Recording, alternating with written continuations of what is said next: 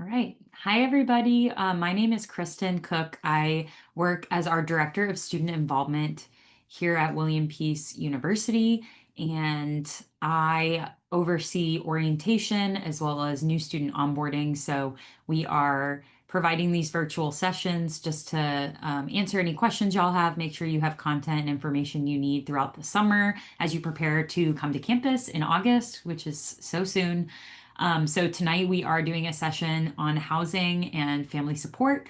And so I'm going to turn it over to our two hosts. I will be monitoring the chat. So if you do have any questions, feel free to like raise your hand or unmute and ask the questions, or you can throw them in the chat and I'll make sure our presenters get to your questions. So Megan, I'll pass it to you.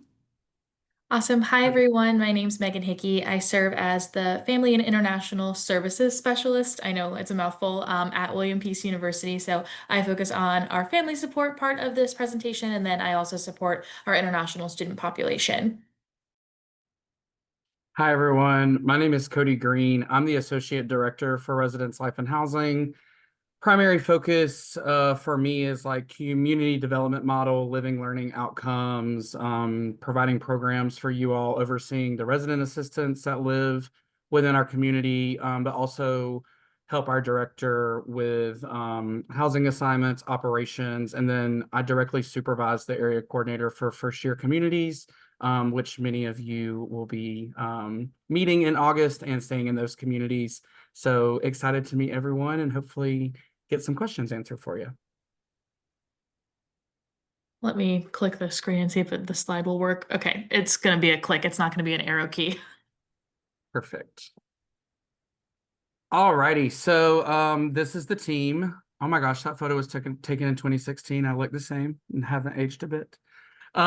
So that's me. That is in the middle, Anthony Holloman. He is our area coordinator for upperclassmen community. So if there are any transfer students on the call, he oversees Village Green, Bingham, Maine, and Finley and Fraser on campus. And then that last picture is our area coordinator for first year communities, Mary Plotzer, who directly oversees Davidson and Ross. And they directly supervise all of the RAs that are in that community. They also help with provide as a resource, serve as a resource, help connect you to campus resources. So you will meet them on move-in day. You will be seeing a lot of them throughout your time here at Peace. So definitely a great resource to utilize the area coordinators and any questions that you may have. So if you do not know, Peace does have a 2-year residency requirement for all of our students. So first year and sophomore students are required to live on campus. All of our first year housing is co-ed floors. It is suite style bathrooms, so you'll never share a bedroom or a bathroom with the opposite sex, but your neighbor or down the hall may be the opposite sex. We do have laundry included in all of our residence halls. It is free, so we don't charge for laundry. We do have laundry on each floor of the residence halls. We do have kitchenette in our first year communities for students to use. We do not allow microwaves in the rooms, but we do have microwaves in the kitchenette and in our study rooms in all of our first year communities. You do get to access Spectrum Use streaming. So instead of cable, as long as you have a Roku TV or a Roku device and you are using WPU Wi-Fi, you can access Spectrum streaming. We do offer wired and wireless internet in all of our communities. Like I said, there are common areas and study spaces. We do have outdoor communal spaces. And then we have mail and packaging pickup services, and I'll kind of go into that later in a different slide. For our transfer students, there are quite a few different options. We have Bingham, which is cottage style, which is similar to an apartment. There's 6 to 8 people who live in a cottage. They do have washer and dryer in unit, dishwasher in unit. Finley, Fraser, and Maine are a combination of single bed spaces and double bed spaces. Maine is our only residence hall on campus that has hall style bath. Everything else is a suite style. So that means you and 2 other people, or yeah, you and another roommate and then 2 other people across from you share that bathroom. But main, roughly about 6 to 8 people will be sharing that hall style bath. Maine is getting a major renovation this summer, so I still don't know what it looks like just yet, but I do know from what I've seen in mock-ups, it's going to be really beautiful. And then we do have our off-campus housing option, which is Village Green. It's about 3.5 miles off campus. A lot of our upperclassmen students live here. We have about 72 bed spaces out at Village Green. But we have resident assistants that live in all of those communities to help provide as a resource to you all. So if you've not signed up for housing yet and you're interested in signing up for housing, please go ahead and do so. We will get you assigned as soon as possible. I know all incoming first year students should have received a housing assignment, I think around like June 24th. And then any transfer students coming in, they are working on getting those assignments out tomorrow, I believe is what I was told. So if you haven't received a housing assignment yet, but you have signed up for housing, please email us. I'm sure there's a slide on here, but it's residencelife@peace.edu. Kristen, maybe just put that in the chat. But any questions really you have about housing, email that. Myself, director, and our 2 area coordinators, we all kind of monitor that email. So somebody will definitely be able to help you. A few questions in the chat, Cody, before we move on is Sure. just what the mailing address for Davidson is. So really just mail for students in general.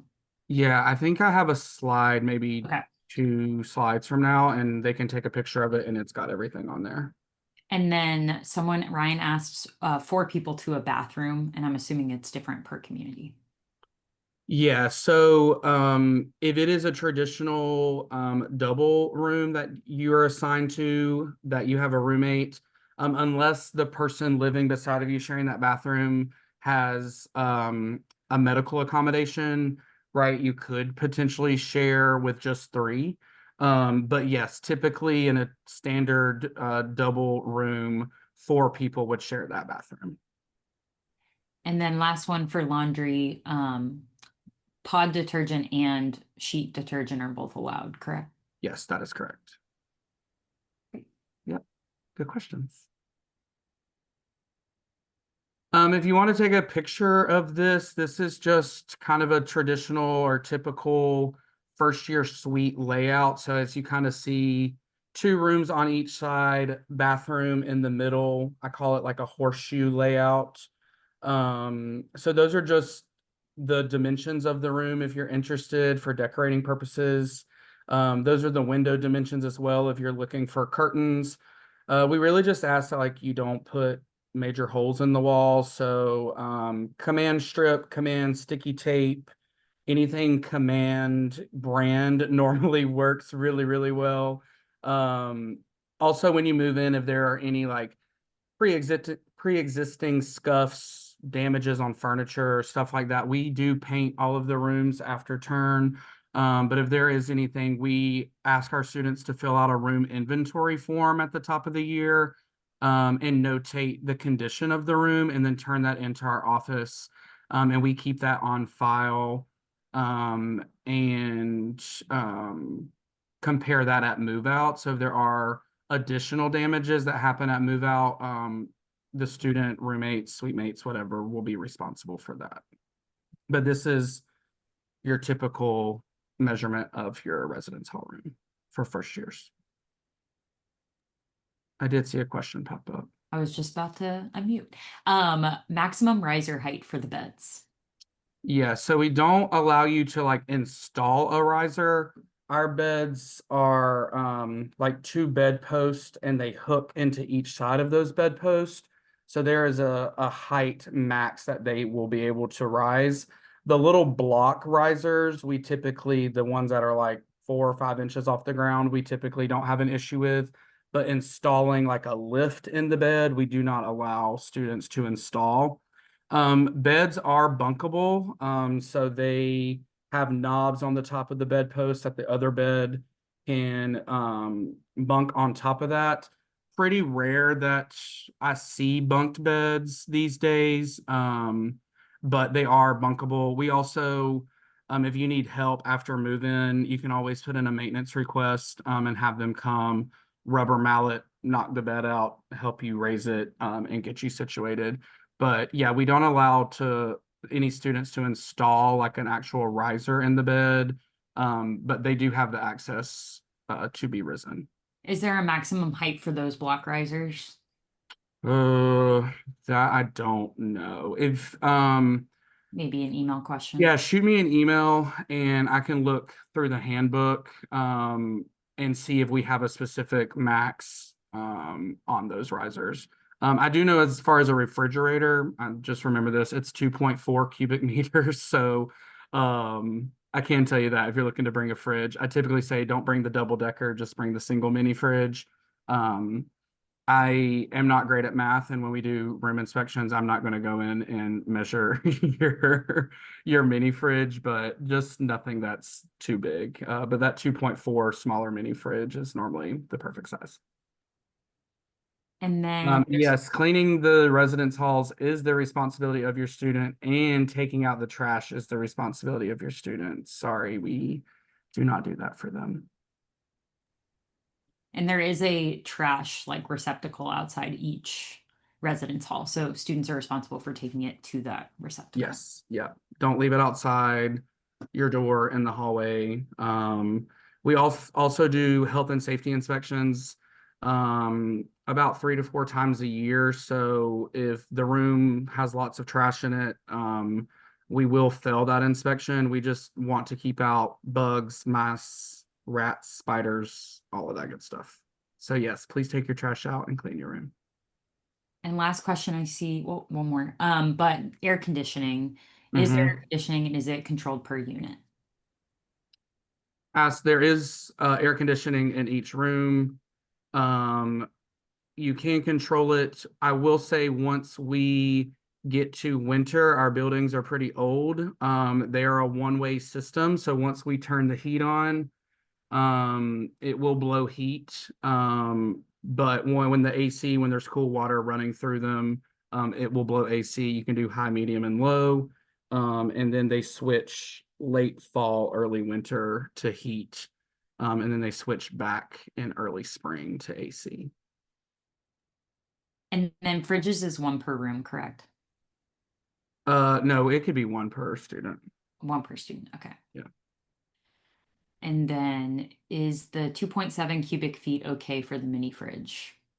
Yeah, I mean, I probably visually wouldn't be able to tell you a difference between a 2.4 and a 2.7. So, like I said, we're not going through and taking measuring tapes to them. But if they are like the big double decker mini fridge with like swing outdoors and a mini freezer on top, it's probably going to be too big.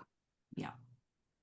And then last question was about measurements from the floor to like under bed storage. And I'm assuming that's variable because of the ability for the bed to be Yep. adjusted. So Yeah. they can adjust that as they. Yeah, and we do in the rooms, like if you've been on campus and seen the showroom, there's like the dresser that has the 2 drawers on them. A lot of students will raise that enough to put the dressers underneath the bed. So I would say, I'm about 5'9". If a bed is fully risen, I'm thinking it's probably about 4 feet off the ground. If I'm just guesstimating. You're welcome. All right, we'll go to the next slide. All right, how do I get mail? Here you go. So if you want to take a picture of this, all mail is just your name or your student's name on it, to 15 East P Street, Raleigh, North Carolina, 27604.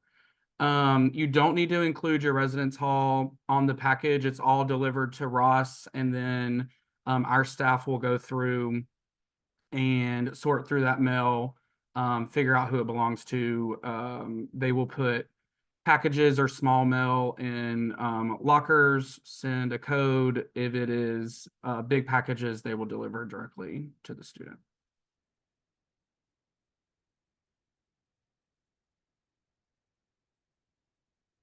If you are planning to bring a car, you will need to purchase a parking pass. If you want to scan this QR code, it will take you directly to the link to purchase a parking pass. If you pre-purchase a parking pass, I assume we will do it the same this year like we have done in years past. If you pre-purchase it, we will put that parking pass in your move-in day envelope when you arrive to campus. So that way you have it with all of your keys and everything else when you get here. If you decide to purchase it on move-in day or a little later, there is a grace period for about the first 2 weeks that public safety doesn't ticket. So you do have a little bit of time to decide. But if you do plan to park on campus, you will need to purchase a parking pass.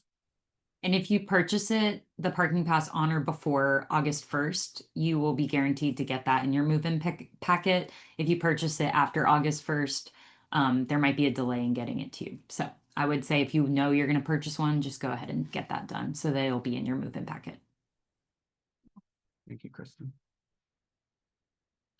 All right, just some safety and security resources that we have on campus. Overall, our campus is very safe. We do have on-call staff support. So myself, the director of residence life and housing, and our 2 area coordinators, we serve on an on-duty rotation. The resident assistants serve on on-duty rotation 6 p.m. to 8 a.m. Sunday through Thursdays, which are our weekdays, and then a 24-hour period Friday and Saturday, which are the weekends since our office is closed. Yes, we can potentially go back to mailing right after this. So if any issue arises, if your student needs anyone, public safety is always on call. Thank you, Kristen. Public safety is always on call 24/7, 365. We always have the RAs on call. So noise complaints, we really encourage students initially to start addressing those things on their own. It can feel some type of way for someone to just show up at a door and be like, hey, we got a phone call, you're being too loud. But there is always that support there for your students. If anything major happens, emergencies, students get sick, transported to the hospital, any of that stuff, we're always notified as the pro staff on call. And then we notify our assistant vice president for student life. If we need to contact parents for any reason, emergency wise, they will make that call and make that call to the parents. But there is always someone that is available to assist your student or to assist you while they're living with us. So any issues that may arise, we provide the RA staff as a support, as well as our public safety office and our office as on-call support. Also, all these numbers will be posted in the residence halls whenever your student gets here. So no need to jot down numbers or ask. We'll have them posted throughout the communities.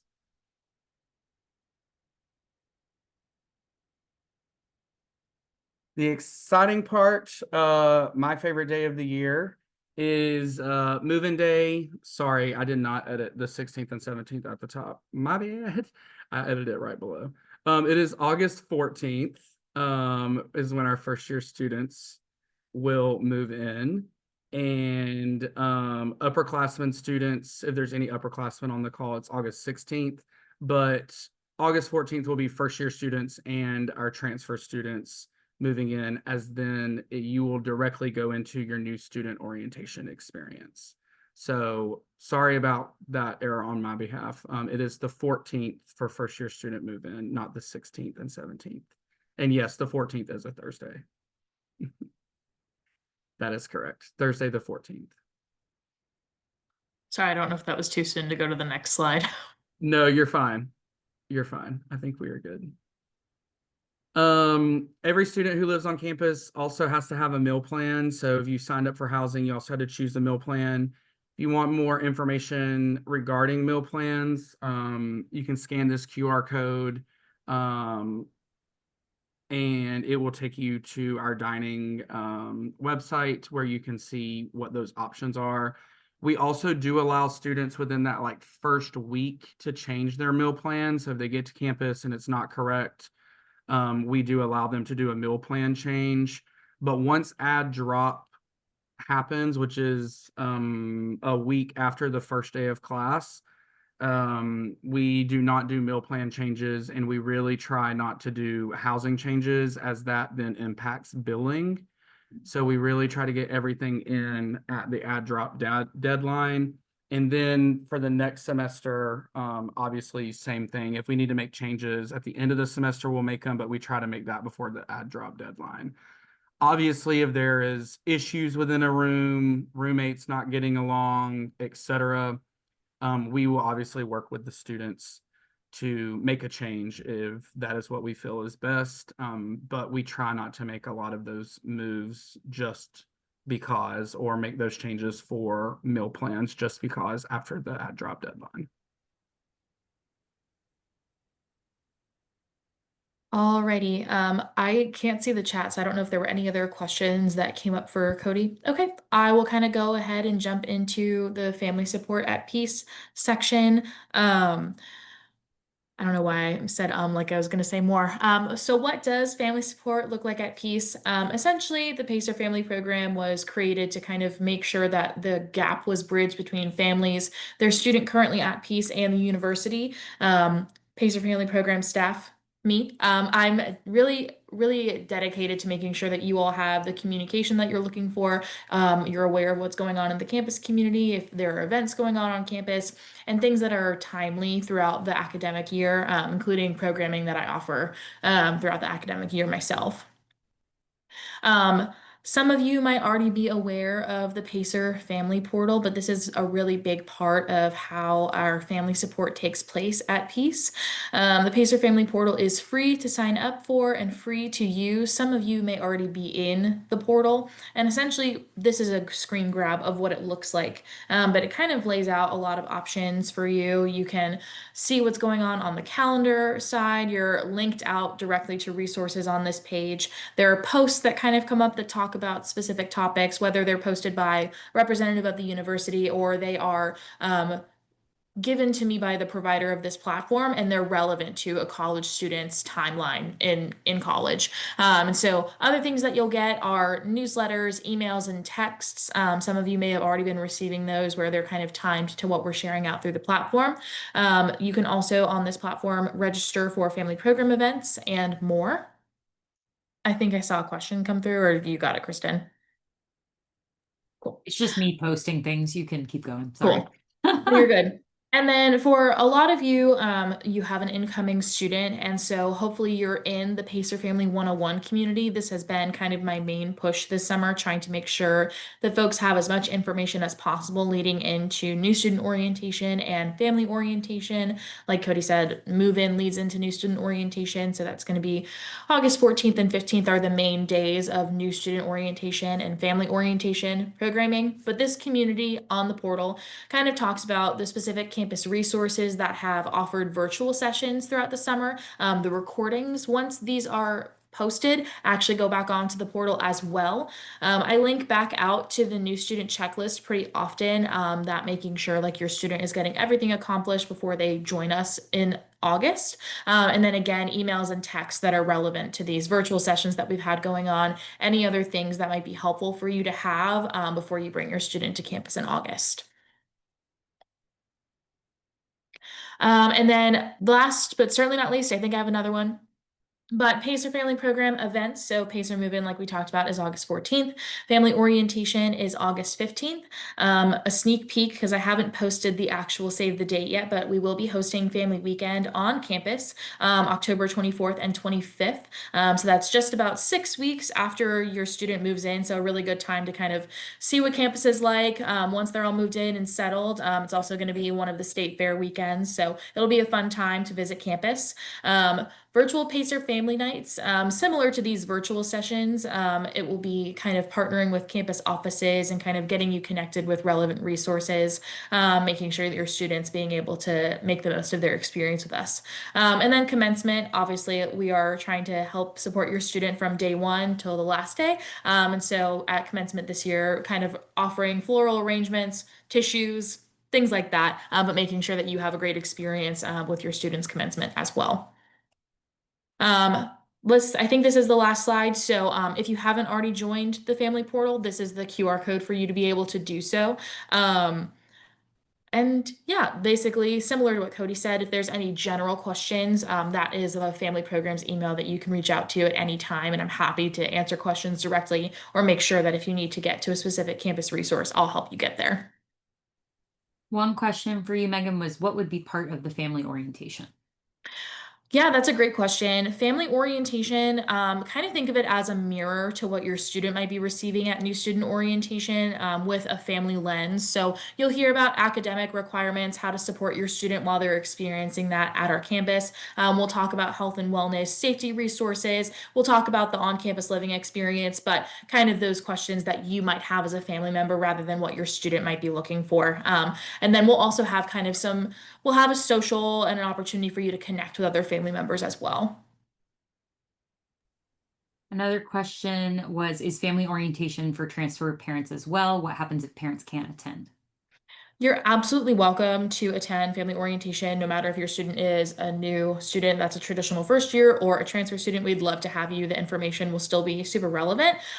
If you feel like you'd like any of the extra information, like I mentioned, that portal element is going to have a lot of the information. Or if there's something that I can do separately, you can always shoot me an email at that Pacer family email and we can connect. I'll have the slide decks and things like that from orientation after the fact. So I'd be more than happy to run through any of that with you.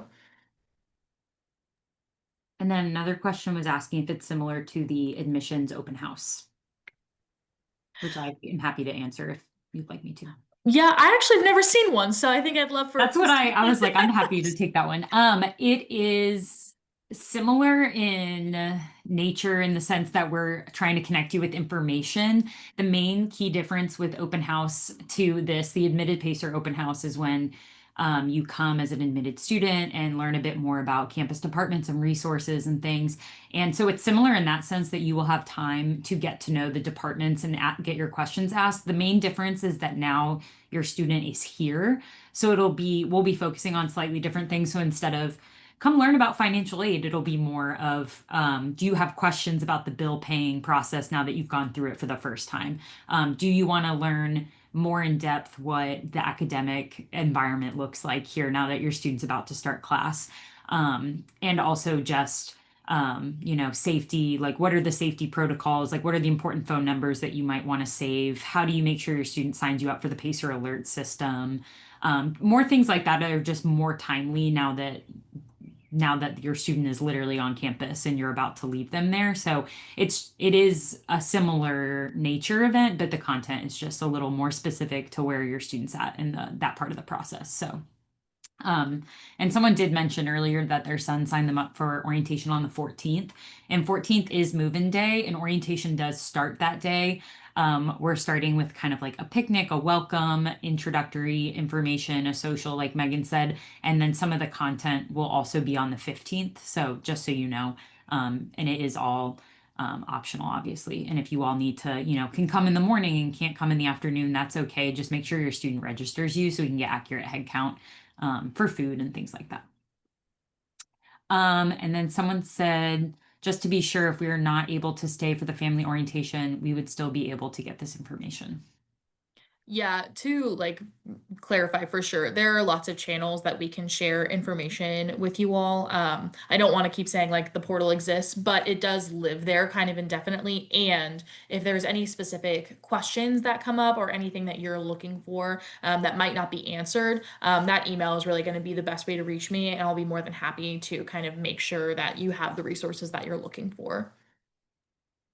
And we will be providing a schedule at a glance any day now. We're finalizing that and it will be on the new student experience website. So I will link the website here for you all. And then if you check back next week, it should be up there for you. And it will just give you kind of a rundown of what the rough times and the topics that we're going to be covering. And the link to register for orientation will also be on this email. Your student can sign up for that today. So I will link the new student experience website. And if you go in there, you'll also see the link to register for orientation.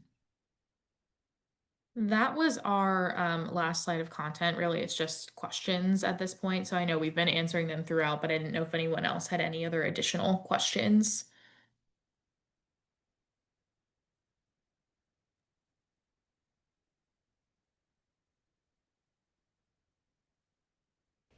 Am I allowed to bring like an induction burner or a crock pot? Say that one more time. Am I allowed to bring like an induction burner or a crock pot?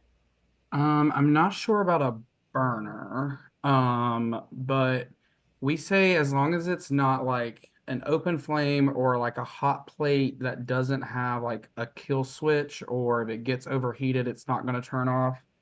Um, so we don't allow like hot pot coffee pots, but we do allow like a Keurig, right? Because it runs and Mm-hmm. cuts off. And so yeah, whenever you receive like your final housing assignment, we do in that email provide a list of like things we encourage you to bring, and then we have a list of like things not to bring. So, definitely like no candles, anything that's going to be open flame. We don't want like a small mini stove or anything that someone can use in their room. Please use the kitchenette area for that stuff. But yeah, if you have specific questions or like a specific item you're thinking of bringing, shoot us an email and like we can look at it and for sure let you know. Uh, Okay, thank you. you're welcome. But yeah, anything that potentially might start a fire, we really want to stay away from that. Or else we're going to be moving everybody to a hotel. So we don't want to have to do that.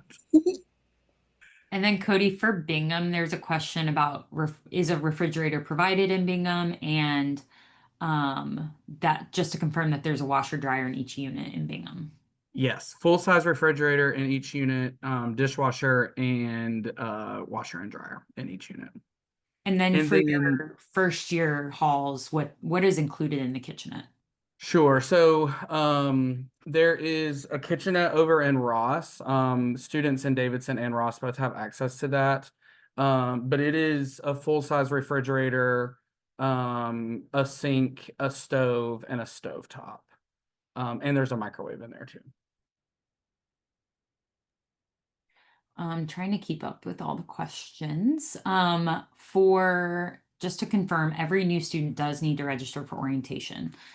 They should be receiving emails reminding them to do that if they haven't, because it is required.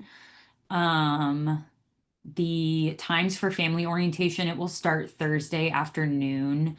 I don't have it right in front of me, but I believe it's around 4 o'clock with our president's picnic. And we will just go for a few hours that evening with some introductory sessions. And then the majority of the information is Friday from starting around 9 a.m. and finishing around 5 p.m. And again, some of those sessions, if you don't have to come to all of them, but they are there for you if you'd like. And how do you know where you are placed to live? That is through the housing assignment emails that are going out. Yes, that will come via email. As a reminder, so I know admissions and the initial communication with your student will use like a personal email. Once they are confirmed, admitted, deposited, and their account is set up with us, all of our communication from our offices then start to go to their peace.edu email. So make sure that you're monitoring that for any housing assignment information. But all first year students who applied for housing before June 24th should have received a housing assignment. Transfer students should be receiving them this week.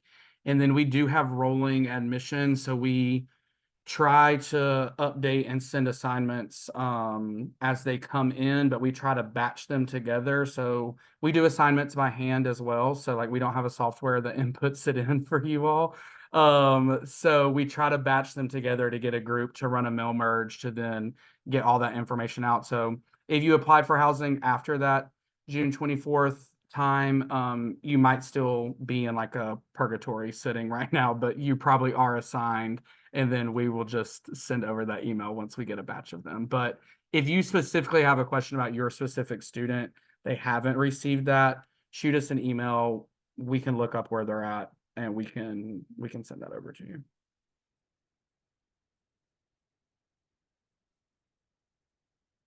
I think I caught everything in the chat, but if I did not answer your question, feel free to unmute or post it again. But now it's just kind of an open question time. Hi, I have another question about bingo. Sorry to bother you, but were microwaves included in the kitchenette as well, or can they bring them?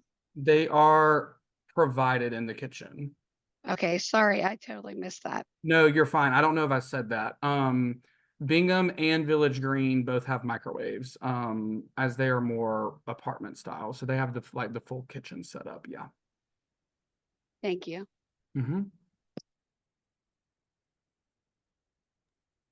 When can you access food, the earliest and latest times?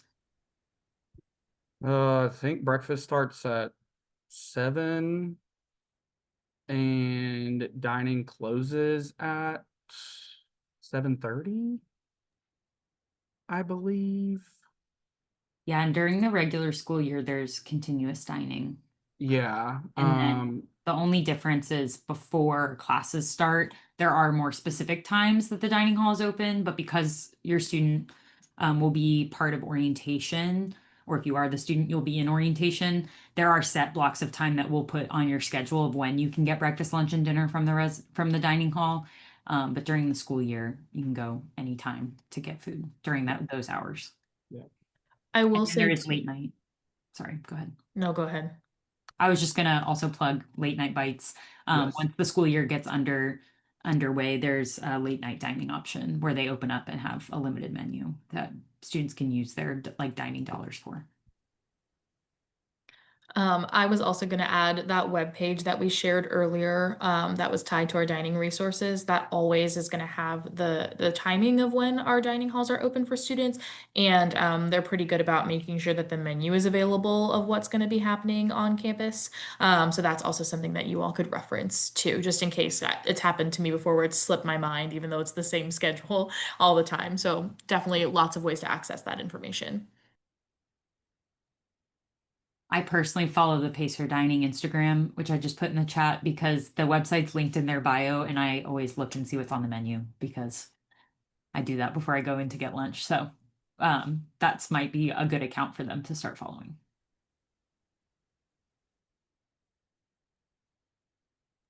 Any other questions? Oh, can they bring TVs? Yes. Yes. You are more than welcome. Like each of you can bring a TV. Might be hard to watch two different things at the same time. But yes, they can bring TVs, and size limit, no, as long as it fits in the room. Nice. Bring that maxed out 72-inch curved TV. Maybe get your roommates like okay with that first. Yeah, talk to your roommate, but if you want to stack them some way where you're gaming on the top and watching sports on the bottom, do however you want. I've seen an array of things. Just when I think I'm creative, students always show me One-up how. us. Yeah, they love to one-up us on how they do things. I have another question for bingo. So as far as furniture, I'm sure there's a bed, and is it the same as it was for the first years in Ross? Is there a desk? Yep. What kind of furniture? A desk and a bed, and a dresser? Yep. Dresser, Okay. bed, desk, closet space, suite style bathroom, and then in the kitchen area, everything that comes in the kitchen, and then there's like 2 love seats, coffee table, and that stuff in the living room. Thanks, I appreciate you. Yeah, no problem. Students only need to bring a chair for desk, correct? If they want to bring their own desk chair, they can. We do provide a desk chair for our desks, but if they want something more comfortable to sit in, then they're more than welcome to bring a desk chair.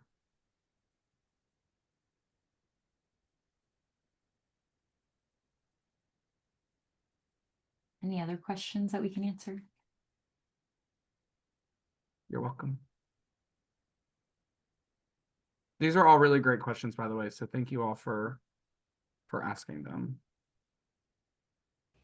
Are there any like other decoration limits? I know on the list you couldn't hang stuff from the ceiling, but is that it? Yeah, don't hang stuff from the ceiling. LED lights, if you're gonna use them, not like Christmas lights, because those can get hot and overheat. Don't hang anything from a sprinkler system. I hate that I have to say that, but I have seen it. Oh, We don't want that triggered and setting the whole building off. Um, no big holes in the wall. I mean, if you're gonna hang like a curtain rod, like a small nail, honestly, we're probably not even gonna see that. So, just nothing that's gonna rip paint off the wall, put a big hole in the wall. Um, Other than that, no space heaters, stuff like that. But really, LED lighting, we've seen a lot of command strip stuff, command tape stuff, and then kind of decorate how you would like. Shower curtains and bath mats. Most of like our first year communities have like a shower curtain already hung up. If you want to bring like a decorative one to add, you're more than welcome to. And then bath mats and everything, I would work with like suite mates, roommates, bring all that stuff. We don't provide that. And then dresser, yes, most, I will say this, there are a couple of things in our residence halls that the furniture is a little mixed matched. But yes, all the dressers have 2 drawers. They're kind of a shorter 2 drawer dresser. Like I said, that if you raise the bed, can slide underneath the bed. And a lot of students do that to just give them more space in the room.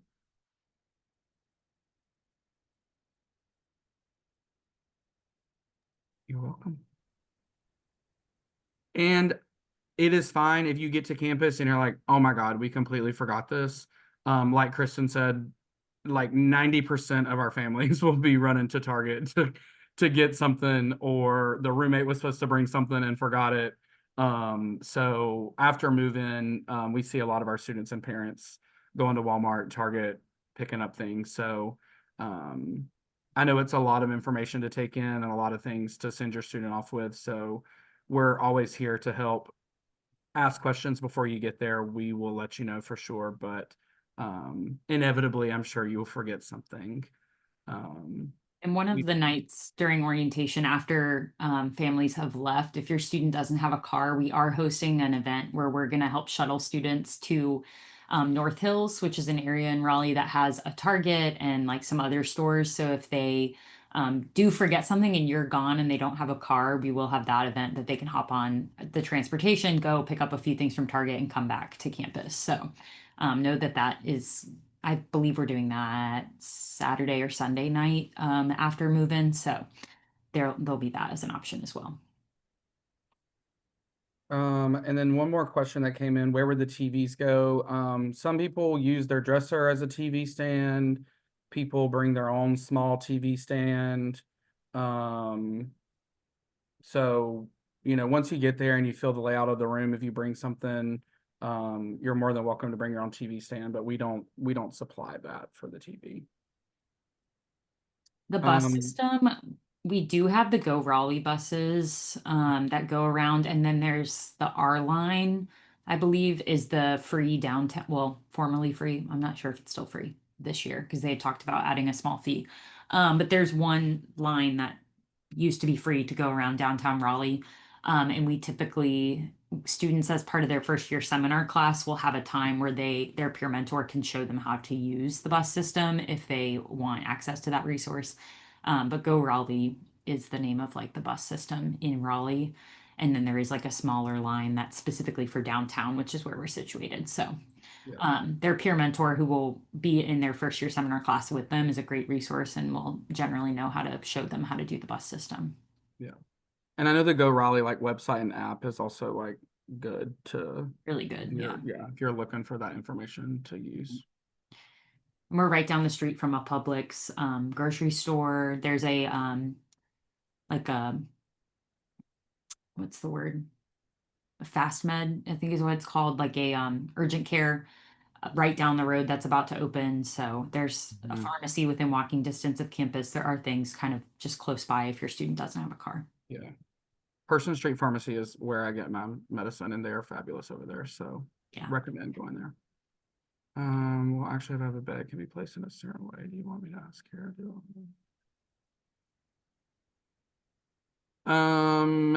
Maybe I don't.